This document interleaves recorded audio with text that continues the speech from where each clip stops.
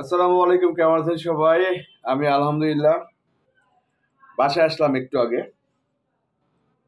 কি অবস্থা আপনাদের সাকিবিয়ানদের? দেখছেন? টিচার দেখছেন বরবাদের? কেমন লাগলো? একটু জানায়েন কেমন লাগলো। শুনেন, এখন তো আসলে ওইভাবে এখনো কিছু বলবো না। যারা আমাকে চাপাবাজ বলছেন, এইটা বলছেন, ওইটা বলছেন, বাস্তব পরিস্থিতি সম্বন্ধে তো আমি জানতাম, তাই না ভাই? তাইলে আমাকে আসলে চাপাবাজ বলার কারণটা কি, তাই না? আপনারা মেহেদী হাসান হৃদয়কে ধুয়ে দিচ্ছেন, এর ভাই ওর ভাই বানাইছেন, আমাকে চাপাবাজ বানাইছেন। এবং খুব কষ্টের ব্যাপার হচ্ছে, আমার ওয়ালে এসে অনেকেই কমেন্ট করছেন, উল্টাপাল্টা কমেন্ট করছেন। কেন ভাই? অন্যায়টা কি, তাই না? কোনো অন্যায় নেই তো। এখন এগুলো বলতে চাই না। যা করছেন করছেন। আমি শুধু আপনাদের একটা কথা বলছিলাম যে টিজার রিলিজের পর মেহেদী হাসান হৃদয়কে আপনারা মাথায় করে নিয়ে নাচবেন। আমার কথাটা মিলছে কিনা আপনারা একটু আমাকে প্লিজ জানাবেন কমেন্টে, যে আমি যেটা বলছিলাম সেটা মিলছে কিনা। আপনারা বুঝতে পারতেছেন? আমি মাঝে মধ্যে একটু সবাই মনে করো অতিরঞ্জিত বলি। আমি যেমন গতকালকে চ্যানেল আইতে বলে আসছি সাকিব ভাইয়ের কথা, যে বাংলাদেশের সমস্ত সিনিয়র শিল্পীদের সম্মান রেখে বলতে চাই, বাংলা চলচ্চিত্রের ইতিহাসে এত জনপ্রিয় একজন নায়ক আর আসে নাই। এটা নিয়ে অনেক শোরগোল হইতেছে, আপনারা জানেন না। কিচ্ছু যায় আসে না, কিচ্ছু যায় আসে না। আমি বলছি না, নাহিয়া নিমন আমাকে প্রশ্ন করছে, এটাতে দ্বিমত পোষণ করবে। আমি বলি কিচ্ছু যায় আসে না, আকাশে চাঁদ উঠলে সবাই দেখে। আরেকটা কথা নিয়ে খুব শোরগোল হইতেছে, সেটা কি? আমি বলছি আমাদের এফডিসি কেন্দ্রিক যে সিনিয়র ডিরেক্টর, শ্রদ্ধেয় সিনিয়র ডিরেক্টররা আছেন, ওনারা কাদের তৈরি করে গেছেন? ওনাদের সন্তানরা কেন সিনেমা বানায় না? একটা সন্তানের নাম বলতে পারবেন সেই সন্তানটা ভবিষ্যতে সিনেমা বানাইতে পারবে? কয়েকজন সন্তান আছে যারা বিভিন্ন মেইন ডিরেক্টরের সাথে অ্যাসিস্ট্যান্সি করে খাচ্ছে। তাদের কেউ ইনভেস্ট করতেছে না তাদের উপরে, আর তারাও সিনেমা বানাইতে চাচ্ছে না। যদি সিনেমা বানাইলে যদি সুপার ফ্লপ হয়, তাহলে এই ইনকাম বন্ধ হয়ে যাবে। ব্যাপারটা কি দাঁড়াইলো? একটা প্রজন্ম গ্যাপ, এফডিসির একটা প্রজন্ম গ্যাপ। আজকে এটা নিয়ে অনেক সমালোচনা হইতেছে। আমি কি মিথ্যা বলছি?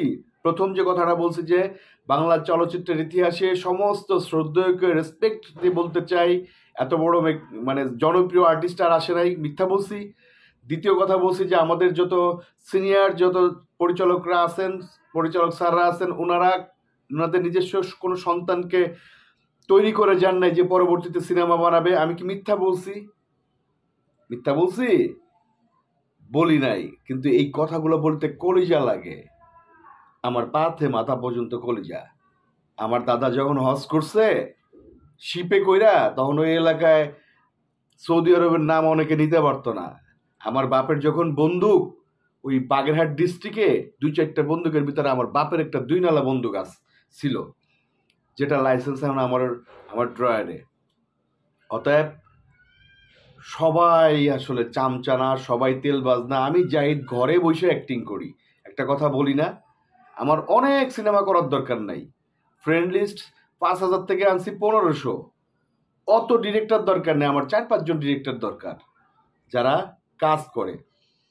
আরও একটা কথা বলছি যে আমি বাংলাদেশে যারা কাজ করতেছে, এখন রায়হান রাফি কাজ করতেছে এফডিসির প্রোডাক্ট, মেহেদী হাসান হৃদয় কাজ করতেছে এফডিসির প্রোডাক্ট, এম রাহিম কাজ করতেছে এফডিসির প্রোডাক্ট। এফডিসির প্রোডাক্ট না ভাইয়া, আরও কিছু মানুষ আসবে, আরও কিছু ডিরেক্টর আসবে যারা এফডিসির প্রোডাক্ট না। তার মানে কি? আপনারা কি করছেন, কি তৈরি করছেন? আপনাদের সন্তানরা কোথায় যারা ভবিষ্যতে লিড দিবে? আমার বাপ মারা গেছে, আমি লিড দিচ্ছি। আমি মারা গেলে আমার সন্তানরা লিড দিবে, আর আমি যদি সন্তানই পয়দা করতে না পারি, তাহলে লিড দিবে কে? যাক, বহুত প্যাচাল পারছি। শুধু একটা কথা বলতে চাই, লাস্টের শটটা কেমন লাগছে সাকিব ভাইয়ের? হ্যাঁ, ওই যে যখন সাদা পড়ে যাচ্ছে, গোসল টোসল করে শাওয়ার মাওয়ার নিয়ে যাইতেছে, এটা ওই যে মাথা মোথা কাটা। আমি একটা কথা বলেছি যে সারা পৃথিবীর সব থেকে সুদর্শন হিরো হচ্ছে বর্তমানে সাকিব ভাই। অনেকে বলে যে হালায় চাপাবাজ। আপনারাও আবার চাপাবাজ বলবেন, বলেন, কোনো সমস্যা নেই। একটা থেকে একটা উড়াবে। তুফানরে উড়াই দিচ্ছে বরবাদকে, আবার সরায় তাণ্ডব চলে আসবে। খেলা হবে, সাথে থাকেন। আর আমাকে চাপাবাজ বলার আগে একটু ভেবে চিন্তে বলেন যে ভাই, মানে সবাইকে সবকিছু বলা ঠিক না, কারণ বাস্তব পরিস্থিতি আমি জানি। ফুল সিনেমাটা দেখলে কি অবস্থা হবে আমি জানি না, এমনি আপনাদের অবস্থা কি আমি তাও জানি না। কে কতবার দেখছেন আমাকে একটু জানায়েন। ধন্যবাদ। আসসালামু আলাইকুম।